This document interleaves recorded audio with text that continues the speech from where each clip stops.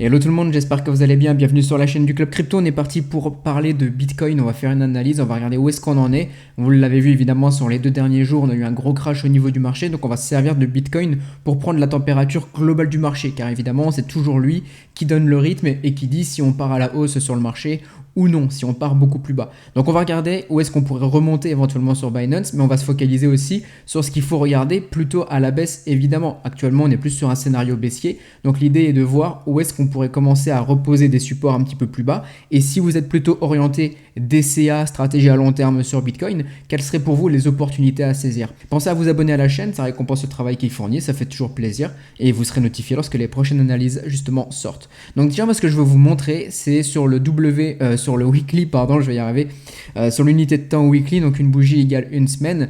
Regardez cette moyenne mobile verte, c'est une EMA 13 d'ailleurs pour information.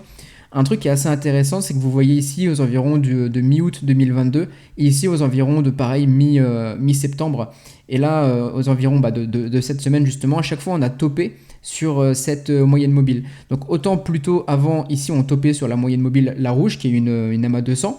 Ici, pareil, on n'arrêtait pas de toper, la tendance elle était assez forte. Ici, on a commencé, vous voyez, à poser un potentiel bottom. Par contre, à chaque fois, on se faisait rejeter.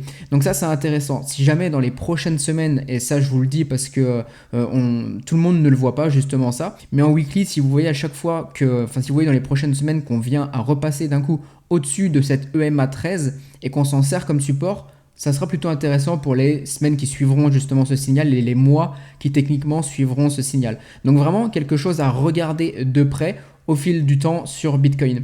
Maintenant, vous le voyez, on va parler plutôt du daily. Et ce que je veux vous montrer justement ici, c'est qu'on a eu, vous le voyez évidemment, tout ce crash qu'on a eu sur Bitcoin, c'est pas bon du tout. Pourquoi? Ici, là, avant qu'on commence à crasher ici, on commençait à marquer un top aux environs du 5-6 novembre. C'était pas forcément positif de voir justement ici une consolidation, on va dire, juste au-dessus de ces résistances, de ces mèches qu'on a eu juste ici. Je vais vous les noter, celle-ci, donc pareil, ici aussi, aux environs grosso modo des 21 000 $, même ici.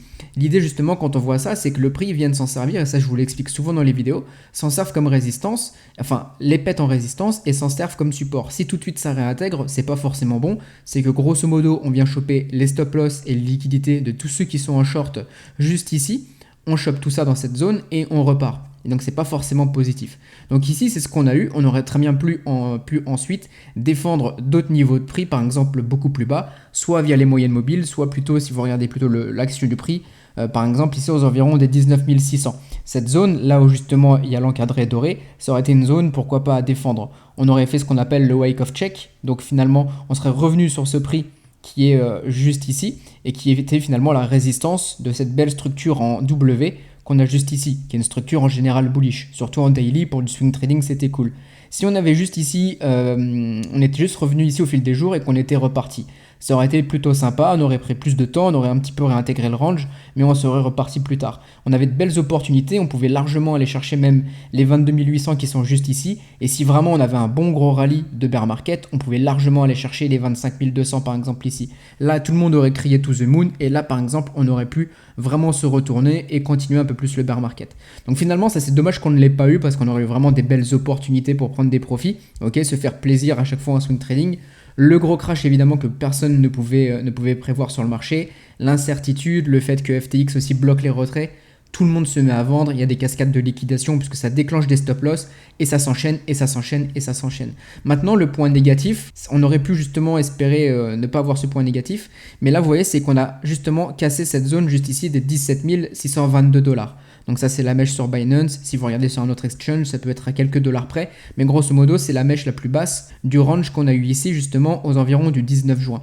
Ça c'est pas positif du tout, pourquoi? Parce qu'en fait on vient casser ici et là en dessous on peut repartir beaucoup plus bas. On annule tout finalement, le mouvement qu'on a voulu créer ici, tout ce potentiel bottom sur cette zone de prix là vous le voyez ici, là pareil, tout ça finalement on l'annule.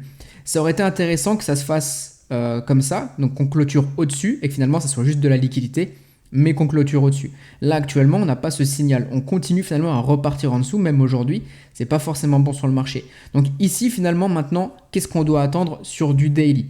L'idée justement, c'est de pouvoir avoir un prix qui par exemple réintègre au-dessus, se met à consolider, marque un support pour repartir et refaire sa vie. Et à ce moment-là, on pourra voir ce que ça donne, mais grosso modo, on aura sauvé les meubles. Ça, pour le moment, ce signal-là, on ne l'a pas encore, mais il va falloir vraiment le surveiller en daily parce que ça peut être très bien quelque chose qui peut se passer sur le marché. Mais pour le moment, on ne l'a pas encore. Et la chose qu'il faudra vraiment pas voir justement, c'est un prix qui consolide en dessous et qui n'arrive pas à revenir sur ce niveau de prix, qui ne peut pas s'en resservir comme support, donc ne peut pas casser ça en tant que résistance. Là, ça sera pas bon du tout. Et justement, ça nous amène à, si on dézoome, vous allez voir avec l'outil que j'ai juste à droite qui s'appelle le volume profile, que je vous montre déjà de temps en temps dans les vidéos.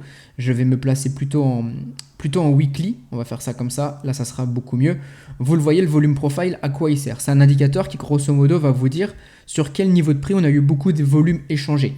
Plus justement ces barres ici sont allongées, plus on a eu des niveaux de prix qui ont été, plus on a eu du volume sur ces niveaux de prix.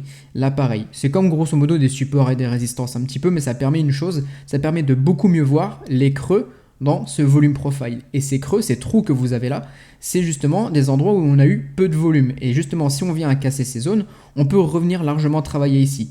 Et vous voyez que ça va jusqu'au, grosso modo, les 12 000 $, c'est-à-dire la résistance de cette structure qu'on a eu juste ici. Ok, que je vais même pouvoir un petit peu vous mettre une ligne ici. Vous voyez, 12 400, 12 500, ça dépendra à chaque fois des exchanges.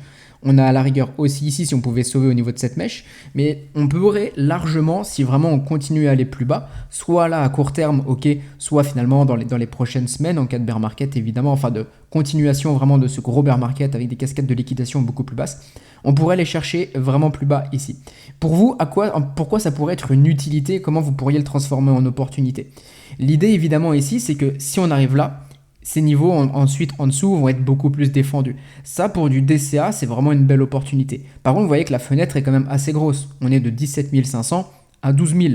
Donc entre mettre un ordre à 17 000 par exemple et un ordre à 12 000 ou à 13 000, il y a quand même une grosse différence. Donc vous, si par exemple vous faites du DCA, et vous avez une manière de faire, enfin deux manières de faire. Soit par exemple vous achetez uniquement un prix qui vous plaît, c'est généralement ce que vous faites lorsque vous faites du DCA. Vous dites par exemple, bon ça tombe à 15 000, je vais acheter un petit peu, ça tombe à 13 000, je vais acheter un petit peu, etc.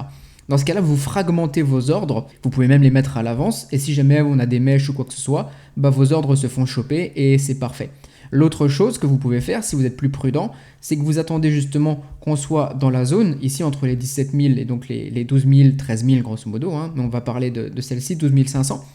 Dans ce cas-là, c'est que vous attendez justement qu'on dump, mais qu'on reforme, comme ici, des potentiels supports pour essayer de défendre le prix, et là vous achetez. Comme ça, en fait, vous achetez finalement la reprise d'une tendance haussière, ou une potentielle tendance haussière évidemment. Et là, vous mettez plus de chances de votre côté. Parce que si vous achetez, imaginons, du DCA à 17 000, que ça fait que dump, et que vous avez plus assez de cash à 13 000, c'est un petit peu dommage. Alors que si à chaque fois vous attendez d'avoir plus de signaux, là ça sera assez intéressant. Donc ça c'est la vision vraiment long terme on va dire et moyen long terme sur Bitcoin. Maintenant on va regarder plus ce qui se fait sur le détail en 4 heures et en 1 heure. Je vais même plutôt passer en 1 heure. J'en profite aussi pour vous dire que je fais 25% en ce moment sur la formation de trading, donc pour maîtriser l'analyse technique de A à Z. Tout est expliqué ici en détail sur la page, le lien dans la description sous la vidéo, allez voir. Là, vous avez aussi une petite vidéo où je vous explique globalement ce que vous allez retrouver dans la formation. Donc clairement, si l'analyse technique ça vous branche, que vous avez justement envie de faire plus de profit que de pertes et éviter de trop de perdre d'argent, allez voir, ça peut vraiment vous aider. C'est plusieurs heures de vidéo, je vous explique tout sur comment faire, comment avoir une bonne gestion du risque, comment faire construire votre capital, le faire grossir, même si vous partez d'un petit capital, allez voir. Et sinon, pour ceux qui ne veulent pas forcément s'intéresser à l'analyse technique, il y a le Telegram avec les signaux de trading, plutôt orienté là aussi swing trading, ça vous laisse le temps de prendre les trades, les take profits sont déjà donnés à l'avance, en fonction de votre profil plutôt prudent ou plutôt à risque, vous avez différents niveaux de prix qui vous sont donnés, donc allez voir tout ça, les deux liens sont dans la description. Vous le voyez ici, donc on a nos moyennes mobiles, très raides, clairement, donc ça je l'expliquais déjà dans des vidéos précédentes aussi, quand vos moyennes mobiles sont très raides à la hausse ou à la baisse, ça sera dans ce cas-là des plus grosses résistances ou des plus gros supports. La tendance est forte, c'est beaucoup plus compliqué justement de la péter. Donc ici, il faut faire attention, pas essayer de FOMO, ne pas faire ce qu'on appelle du revenge trading, c'est-à-dire se venger des pertes que vous avez eues. L'idée derrière, on a un réflexe psychologique, c'est de se dire, allez, je rachète, en espérant recapturer une hausse. C'est pas bon du tout parce que là, vous réagissez sous l'émotion. Sachant qu'en plus, actuellement, chaque tweet, chaque nouvelle influence beaucoup le marché, apporte de la volatilité. C'est pas forcément bon justement pour le mindset et pour votre état d'esprit de voir autant de volatilité quand déjà vous êtes un peu fragilisé par des pertes. Donc attention par rapport à tout ça, je reste vraiment bienveillant là-dessus et ne pas vous dire c'est to the moon, etc. Ok. Ce que vous devez voir plutôt en 4 heures, c'est de les voir se réaplatir, une perte de volatilité, voir un marché qui se calme, ok, où on a beaucoup moins de FUD sur le marché. Et là, vous pourrez voir par exemple un prix qui cassera soit des supports, comme on peut avoir ici aux environs des 18 100, et de revoir un prix qui passe au-dessus des moyennes mobiles et qui peut ensuite s'en servir comme support. Par contre, je rebondis là-dessus, ça me fait penser à quelque chose évidemment. Ici, on est sur un bas de range. Clairement, si vous aimez aussi un petit peu plus le risque, vous pouvez très bien acheter ici en mode long terme. Je commence mon DCA ici parce qu'on est sur un bon prix. Évidemment, on est sur un gros bas de range. Là, on pourrait très bien avoir des bougies qui font perdre tout le monde, des gens qui auraient encore de la liquidité qui traînerait ici. Ça existe, hein, tout le monde n'a pas pris profit ici. Et là, forcément, derrière, on plonge, on bute du monde, on consolide, on repart sur les prochaines semaines, les prochains mois. Donc ça dépend vraiment de votre profil, mais soyez vraiment rationnel au taquet dans un univers où actuellement les émotions prennent vite le dessus. Et sachez que dans tous les cas, transformez toutes les potentielles pertes en potentielles opportunités, même si elles se présentent plus tard. Si on descend beaucoup plus bas sur Bitcoin, évidemment que sur le très long terme, ça sera des belles opportunités. Donc c'est ce qu'il faut retenir. N'hésitez pas à liker la vidéo, poser des questions en commentaire s'il y a besoin. Et on se dit à très bientôt. Bonne journée tout le monde.